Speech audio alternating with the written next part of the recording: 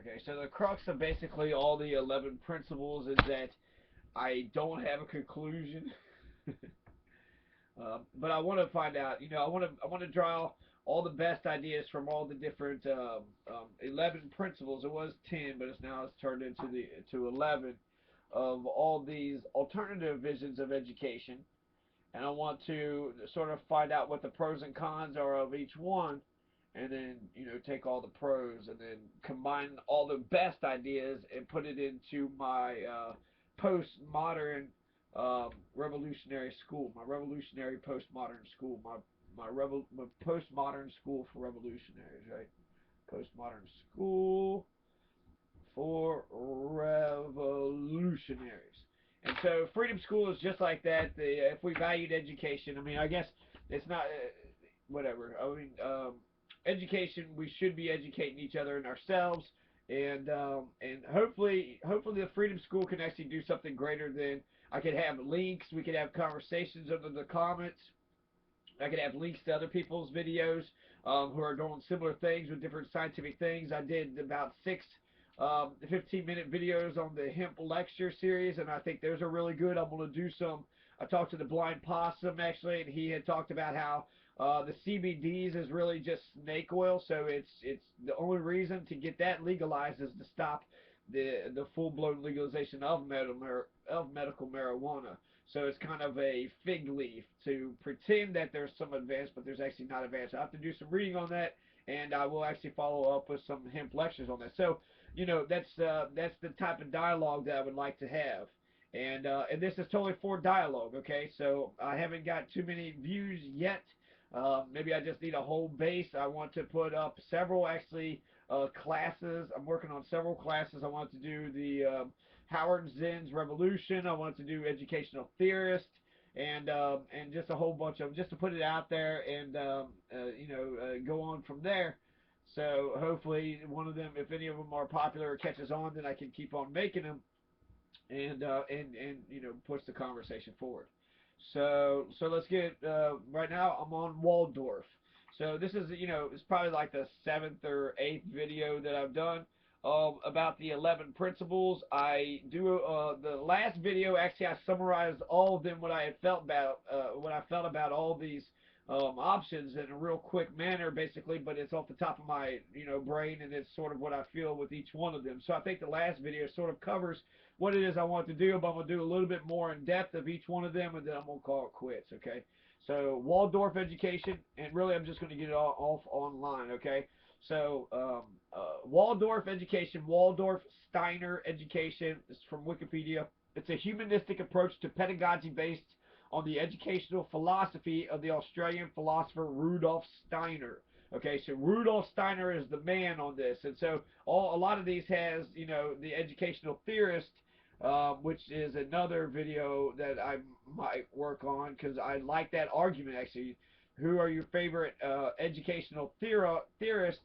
But actually, there wasn't a good conversation because the students of I could go on and on about complaining about Spalding University, the worst school ever, 2.5 years, $50,000, 300 pages of written material, of working on a whole bunch of stuff, but basically all the assignments, and then 200 volunteer hours, and something else. Let's see, 300 pages, and then about a 3 hour long video where I clipped on, basically all these, and I'll actually include a link for that, but the link was just basically a bunch of clips of all these alternative educations and how people were explaining each one of them.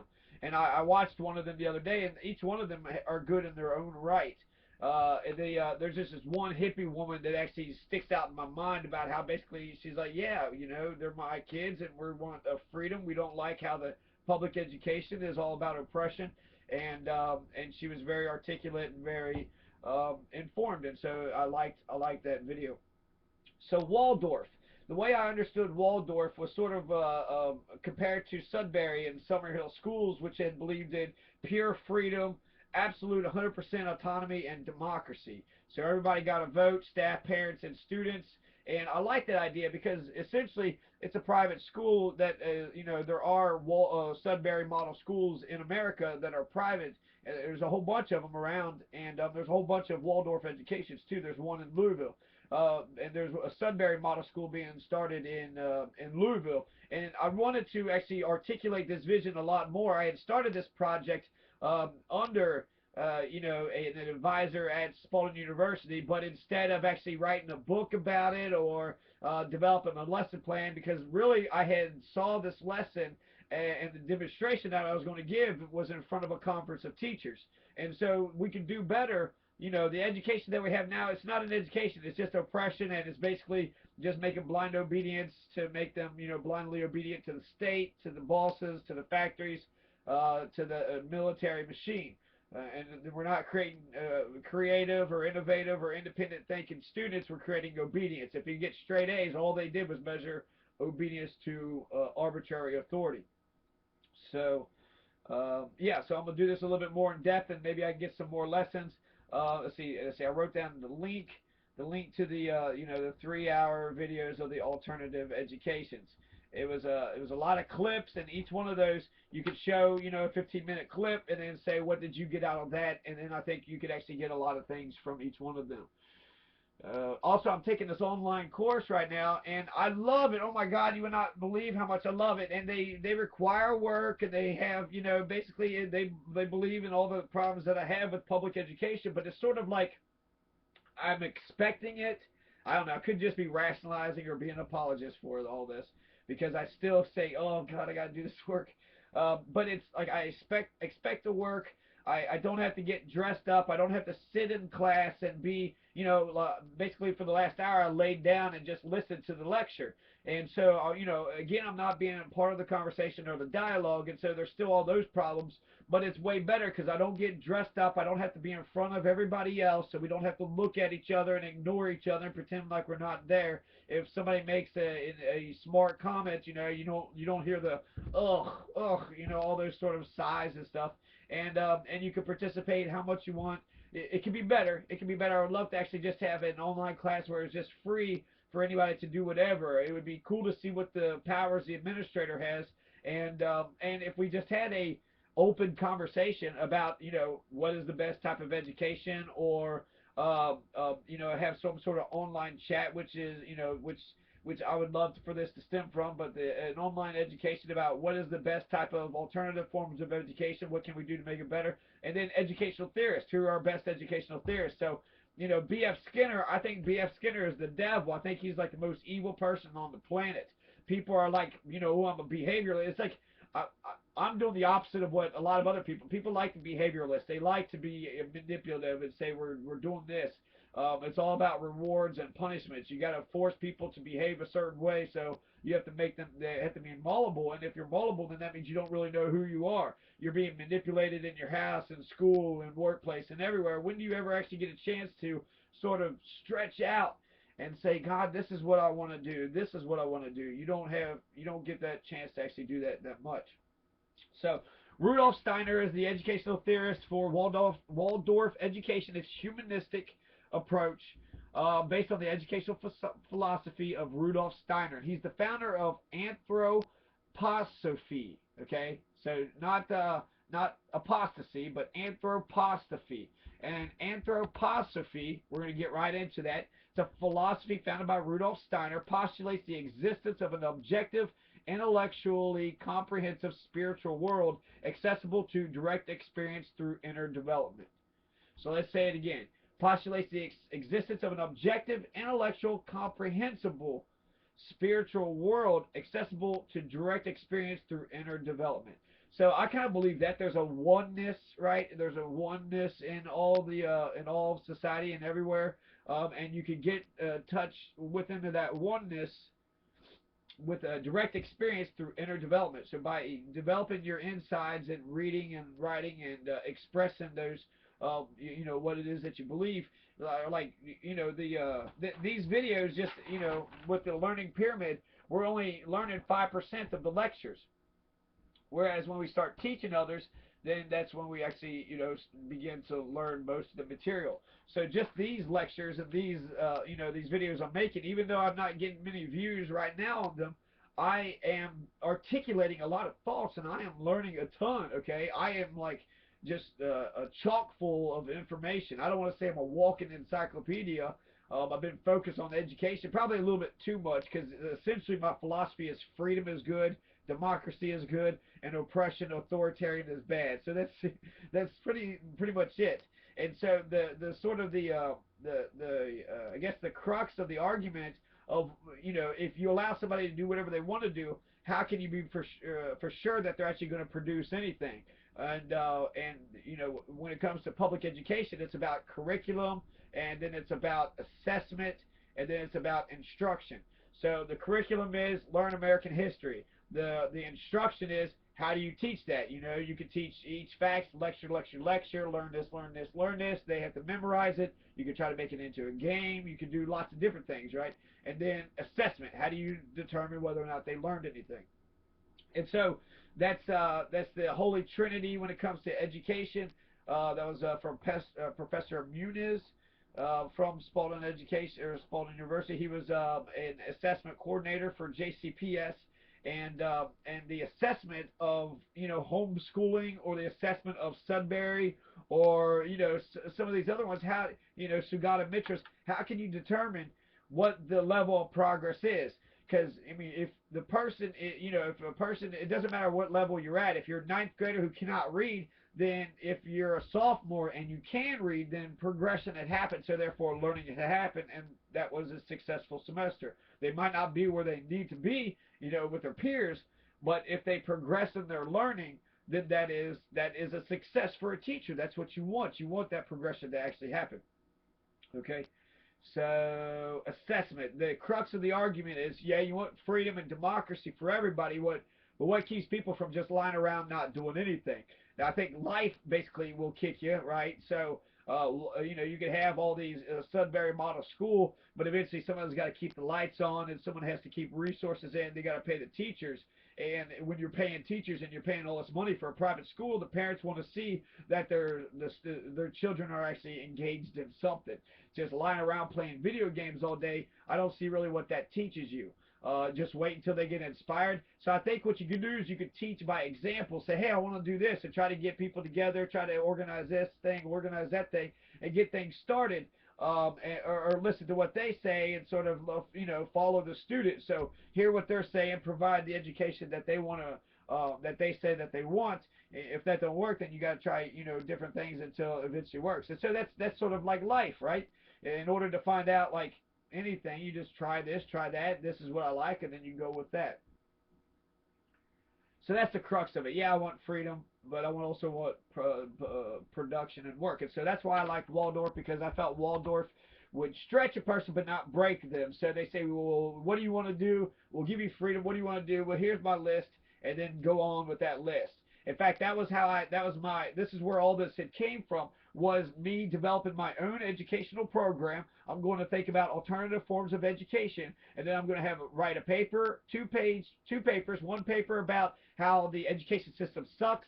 The next paper is about here are the alternatives that we can do, and then the last thing was a demonstration about all my work. And so only 3 assignments in a 3 months time. But because I had set it up myself and then it was being administered to me, it was like, okay, you set this up. This is what you wanted. Now complete what you said you set up. And I did. And I wrote 150 pages. I made a 3-hour long videotape that required lots of editing. And I was very satisfied with the work because I felt that I had progressed my thinking instead of sort of just being stagnant. Yeah, freedom is good, but what does that actually look like? And then they had a freedom school competition at JCPS, and I actually got to write down some of my thoughts about how I actually want the school to look. So I had looked at all these different educational forms and then sort of pulled out what I believed was the best of each one. Now, some of the criticisms, I didn't really feel that the criticisms that was being warned against me were fair. I remember her, Elizabeth Rogers, who had actually, had chaired or had administered this program. She had said, also, you just want what you like. And is freedom my thing? Is democracy, is that my thing? I say freedom and democracy is good, so that's just Jonathan Masters' way. No, freedom and democracy is what we go all over the world bombing people for. Liberal democracies has been the course of history, so people have gone towards liberal democracies, and because Amerika is the sort of the beacon or whatever, the ideal, or at least that's how we think of ourselves, right? But there is a lot of progression that happened here, and since we don't have pure democracy, we have authoritarian representative democracy where we only have a lightning bolt, a flash of democracy once every 4 years. Just a microsecond, a nanosecond of democracy where we vote and then we walk away and then we pretend like we actually participated in the government. Um, so no, freedom and democracy is not my thing. I feel like these things are things that are universally true. All around the world, they are veering towards democracies. Authoritarian governments are being overthrown, but then some people, are looking. I don't know. I mean, look at our own government. We give the power away, and then they become authoritarian. As soon as we give that power away. So, I mean, is that actually what? Um, is that how democracy is supposed to look? I mean, I feel like a pure democracy has more to do with the process and the end. So it has to do with the deliberation and the discussion, and then it has to do with the decision making for the whole group. So it's based upon the whole group as a group. Why do we need to meet together? What are we going to do when we meet together? And what ends do we seek to achieve? So anthroposophy talks about the oneness. We're all connected, and in that the spiritual world is accessible to direct experiences through our inner development. More specifically, it aims to develop faculties of perceptive imagination, inspiration, intuition through cultivating a form of thinking independent of sensory experience.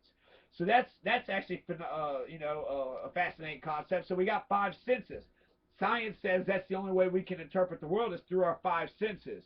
But when it comes to what they're talking about, anthroposophy, they're saying that we can develop faculties with imagination, inspiration, intuition, cultivate a form of thinking independent of sensory. So there's a sort of an inner dialogue, an inner conversation where our conscience is, but it's also talking about the imagination, our inspiration, and our intuition. So what inspires us, what our intuition when we feel something is off, and our imagination. So you can't really teach creativity or imagination, but you can sort of practice it, right? You can sort of hone those skills. And then it says, and to produce the results thus derived in a manner subject to rational verification. In its investigations of the spiritual world, anthroposophy aims to attain the precision and clarity attained by the natural sciences in their investigations of the physical world. So they investigate the spiritual world. And really, I think you should use the five senses too, because all we got is logic and reason and science. And even though we have these other intuitions, inspiration, imaginations, the only way we can express it to others where they understand it has to be through the five senses. So you could say, well, I feel this is happening. So I feel like that, I'm not against this, but I feel like there is a sort of a mystical quality to it that I'm not for sure if it can be grasped. So that's anthroposophy. Now, Waldorf education, they believe, he's the founder of anthroposophy, so I'm not sure if they actually incorporated this. But this is Rudolf Steiner. He's the founder of anthroposophy. The first Waldorf school was founded in 1919 in Stuttgart, Germany. So German-based education. A lot of the Prussian industrial model that we use today came from Germany. 1816 or so, in the early 1800s, Napoleon had conquered the Prussian army, and he had volunteers that were very obedient because Napoleon, he was saying at least, he was a dictator, but he was spreading the ideals of the French Revolution.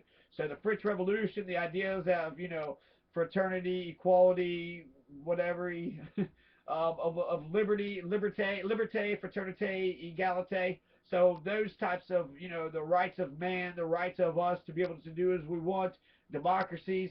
He was spreading through it, but he was spreading with an iron fist. He was also a brutal racist. He tried to re-enslave the Haitian people. The Haitian Revolution was anti-Napoleon, and Napoleon, I thought, actually had conquered or stopped the revolution, right? The revolution, it's done, it's chaotic, it didn't produce anything, it was bloody and messy, and it didn't come up with a good governing body. And so then Napoleon came up through the ranks, and people wanted a strong arm, law and order, right? A Nixon. They wanted a law and order guy, and he was just an imperialist, a maniac that just wants to take over the whole world. So Napoleon's like a Hitler.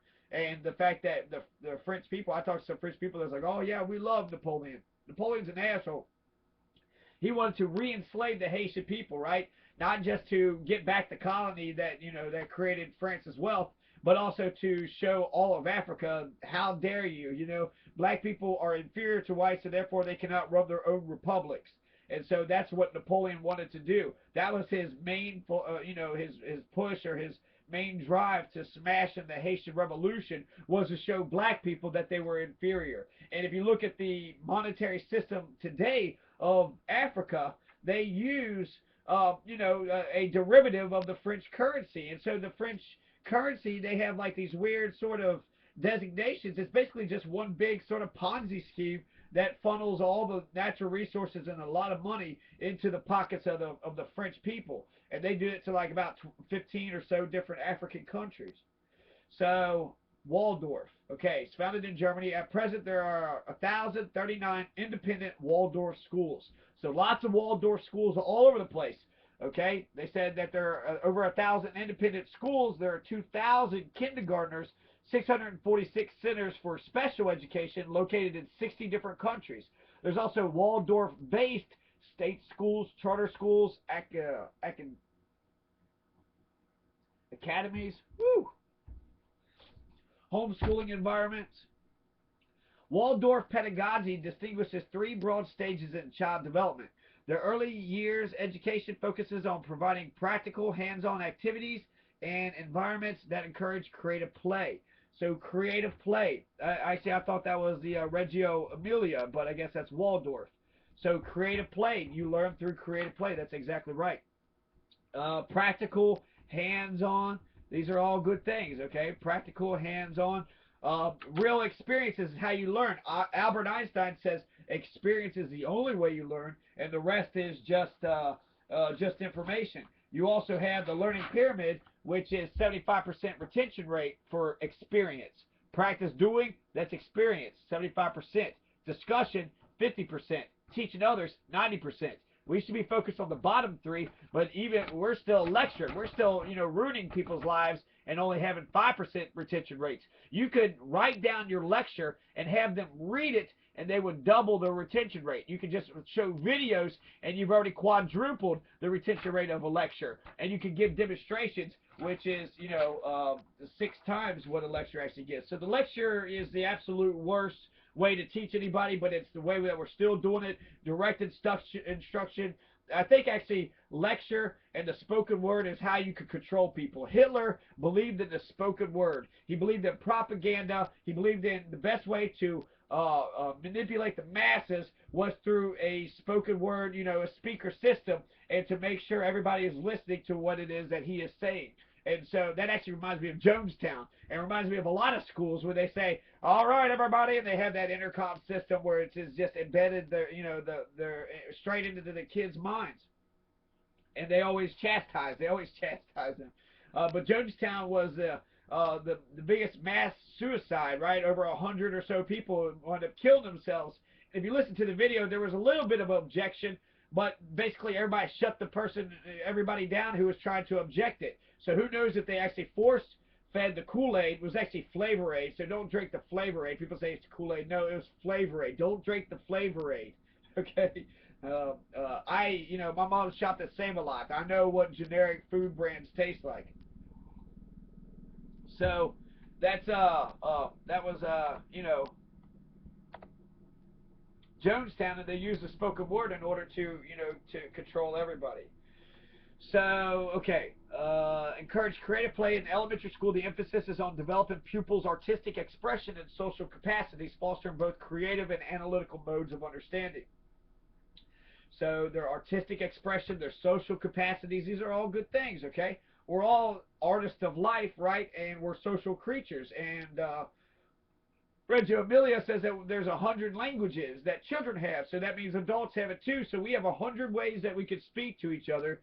and yet we don't even really develop any of them. Just shut up and sit down. So the best way is through the spoken word. That's how you can manipulate the masses. But you're not even allowed to speak when you're a student. And for I guess obvious reason, because really all you want to fight about it, that starts a fight, right? You want to fight about it, and your manhood is being put at stake. Dueling was made illegal in Kentucky, but just think about how easy that would be. You get into an argument, right? Oh, you're a douchebag. No, you're a douchebag. Want to fight about it? Want to duel? Great. Now my manhood is being put on the line, and you could just be some depressed loser, drunk person, and I have to sit there and defend my manhood to some complete loser, and that's incredible. So but I think we would learn that type of stuff. We would learn how language can really spiral out of control. But instead of actually learning that about ourselves, we're only supposed to follow what the dictator is telling us. So Waldorf education. Secondary education focuses on developing critical understanding and fostering idealism. So critical thinking, idealism. That's incredible, because this is the reason why I wrote this. And it's I don't know. I'm not going to complain anymore about them. But the reason why I wrote this was to have an overarching vision that I could always achieve or always strive towards. Because if you have the idea of the ideal world that you want to create, then you can always improve towards that ideal. If you don't have that overarching vision, then what are you doing? You're really just, do as I say, learn, learn, learn. Is that going to inspire, encourage anybody? Do as I say, learn, learn, learn. No, it is not. That will not inspire anybody, okay? People will only resent you if you make them do things that they don't want to do, and you could really ruin learning for the rest of their lives. Force somebody to do some math that they don't want to do, and they will hate math forever. When math is wonderful and magical, and it's always right. 1 plus 1 always equals 2. And that abstract reasoning, there's a logic and a rationale behind it, but that abstract reason has a lot of implications in society. You could become an engineer, build bridges, build buildings, move dirt around. And we have a high need for engineers. So let's see. The educational philosophy's overarching goal is to develop free, morally responsible, and integrated individuals equipped with a high degree of social competence. So that's, God, all these things are great. Social competence. Let's see. Idealism, I already mentioned. I'm taking notes too, because I want to make a list of all the things, all the good things that I want to take from all these educational philosophies and put it into the postmodern university for revolutionaries, my own future possible real school eventually one day, right? So, let's see. The secondary focus is developing critical understanding, right, and fostering idealism. I already said that. Okay, morally responsible. So, morally responsible. Oh, amazing. Who talks about morals these days? Anybody? So, morally responsible, integrated individuals with a high degree of social competence. Teachers generally use formative rather than summative assessment methods. So, qualitative, really, they want to find out, like oral exams.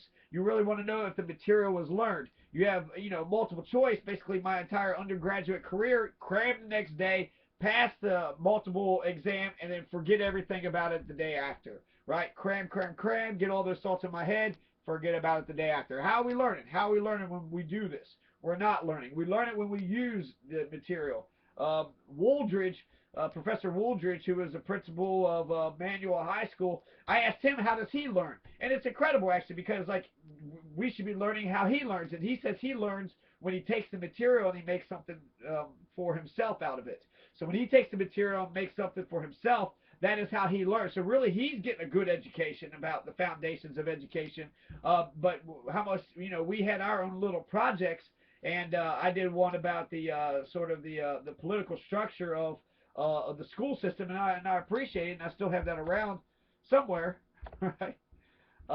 And I appreciate it, and I liked it, but there was still a lot of lecture and a lot of problems that I had too. So the schools have a high degree of autonomy to decide how best to construct their curricula and govern themselves.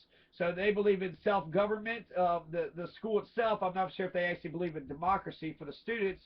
The Waldorf method is a large independent alternative education movement and it's got a worldwide following. So it's independent alternative education. Central Europe, where most of the schools are located, the Waldorf approach has achieved general acceptance as a model of alternative education. Waldorf education has influenced mainstream education in Europe, and Waldorf schools and teacher training programs are funded through the state in many European countries. So Waldorf has become a viable alternative to the current education system, and so that's incredible. It kind of gives them more validation. Public funding of Waldorf schools in some English-speaking countries has been controversial. Um, Questions raised by the role of religious and spiritual content or the underlying curriculum, and whether the science curriculum, which has achieved notable results, also includes pseudoscience and or promotes homeopathy. The Waldorf movement has said that concerns over its stance on these matters are unfounded. Okay. So I did hear about the Louisville schools was a religious school, so there is Christian prayers or something in it, and so if that's that's I like the spirituality. There's religion, and religion is more about organized religion and indoctrination, but spirituality, I got soul. I understand what soul is. I got soul, and so I get that. And so I understand spirituality. I don't get religion, and so no, the state should not be financing a Christian religion. If there is a religious element, then they need to make sure that it's all religions. And really, I think they can keep the Christian ideals, but make it a spiritual thing, and they just go with that. So the golden rule is wonderfully logical. So go with the spiritualness, go with the golden rule, and if you want to try to slip in a prayer here and there, really, we're free to do what we want to do. I don't understand the whole God and prayer in school debate. I think it's just Christians crying about whatever it is they want to cry about, because if anybody was in cafeteria and they were such religious zealots, they would bow their head, say a little prayer to themselves, and then go about eating. Nobody would complain about that. Nobody would say anything about that. There's no way that person would be suspended, or how dare you, break the invisible wall between church and state. Nobody would say anything about that. So homeopathy, it's a system of alternative medicine created in 1796 by Samuel Hahnemann based on his doctrine of like cures like, according to which a substance that causes a symptom of disease in healthy people will cure similar symptoms in sick people. Homeopathy is a pseudoscience, and its remedies have been found to be no more effective than placebo. So, let's see, I don't know. Remedies are prepared by repeatedly diluting a chosen substance in alcohol or distilled water, followed by forceful striking on an elastic body. Okay. So that's some weird stuff. That's some weird stuff that's associated with the Waldorf education. Waldorf-inspired state schools. In Canada, most Waldorf schools are operated as independent schools. There are only a handful that are publicly school funded. Steiner Academy, Hereford, opened 2008, the first state-supported school in the United Kingdom. The majority of Steiner Waldorf schools in New Zealand, so they're calling it Steiner Waldorf because the theorist was Rudolf Steiner. In New Zealand, received public funding. In the United States, most Waldorf-inspired schools in the U.S. are opened as either magnet or charter schools. Magnet means that they get, financed by the public. Charter schools is more independent, private. Especially Kentucky, you can't have any charter schools, so any so-called alternative school would have to be privately run. While these schools follow a similar development approach as the independent schools, Waldorf-inspired schools must demonstrate achievement on standardized tests in order to continue to receive public funding. So they have to at least be able to perform on these tests and show that they're as capable of teaching, history and science as any of the other schools. Studies of standardized test scores suggest students at Waldorf-inspired schools tend to score below their peers in the earliest grades and catch up or surpass their peers by middle school. So in elementary, they're no good, but in middle school, they're actually way above.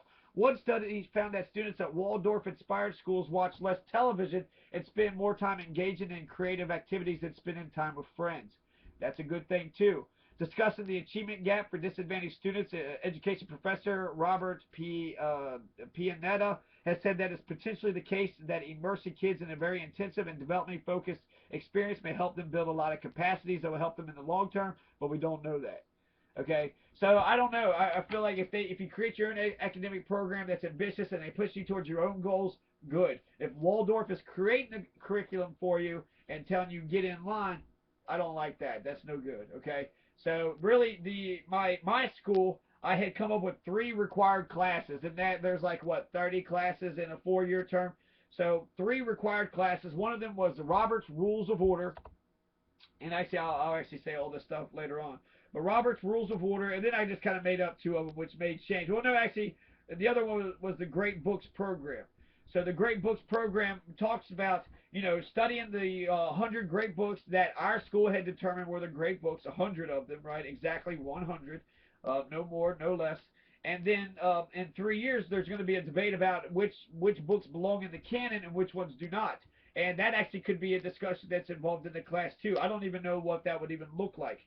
What that sort of class, what the syllabus would, a Great Books program would look like, because you want to study the 100 books that's on the list, but you also want to be sort of looking at other books too. What books, what makes a book notable and scientific worthy, and what books are not enlisted on the canon that should, that means people have to be reading anything and everything in order to participate in the books. And so maybe that's the class right there. That's the class. So test, on the books that they decide to actually focus on in the year, because you can't read all 100. You have the list, so maybe debate and democracy, and have them vote on the ones that they want to really focus on, and then and sort of have like a few weeks or so where they actually look at all the books and kind of judge which one it is, to get them thinking. Every 3 years, 1 year, that's too much voting and reorganizing for something that should be sort of permanent. But I think every 3 years, that's just a perfect number. That's perfect. 4 years of school, so 3 years. Every every class will eventually get a chance. Maybe one class will actually get 2 chances every 4 years to vote on a complete new canon.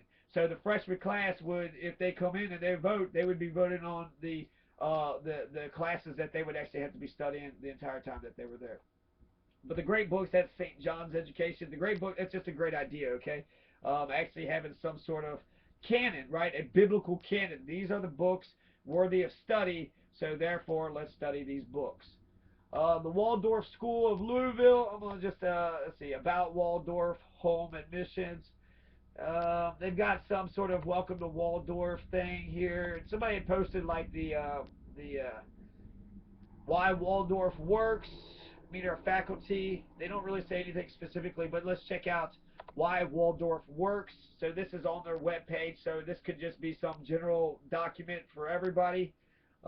Developing Waldorf School, member of the Association of Waldorf Schools of North America, so they're part of this bigger association. They got a kid that's standing in a tree, right? So I guess that's like freedom.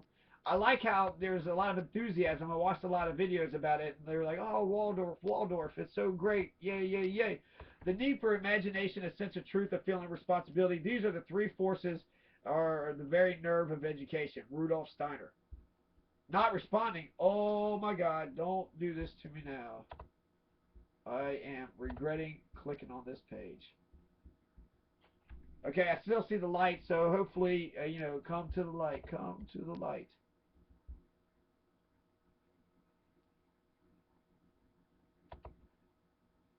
I think I'm going to cut it off short, okay? The excerpt from the article, Learning That Grows with the Learner, Henry Barnes. Waldorf teachers believe that the human being is not just a brain, but a being with a heart and limbs, a being of will and feeling as well as intellect. So they're developing the whole person, right? Not just the brain, but the will, right? And actually, the will. I only got into an argument with a person about the will. Who talks about the will? And the will is like one of the most important like philosophical concepts out there. You have to, you don't want anybody to break your will. People got to push their will on you. A being of will and feeling as well as of intellect, to ensure that education does not produce one-sided individuals crippled in emotional health and volition. These less conscious aspects of our human nature must constantly be exercised, nourished, and guided. Here are the arts and practical skills. Blah, blah, blah. So, see, Waldorf is the largest and fastest growing independent school system. That says something. 2,000 schools in 83 countries. Waldorf School of Louisville is part of the association, joining over 200 schools. So yeah, that's a Waldorf education. So Waldorf education is checked off the list, and now we're going to go with the Reggio Emilia. And actually, Reggio Emilia, I feel like we should just kind of fly through a couple of these. Hopefully, we can knock out 2 or 3 of these in the videos and finish these up by tonight. So 11 p.m. So will I finish these by tonight? Or in this setting, I'll give myself to 3 a.m. If it's not done by 3 a.m., I'm just calling it quits.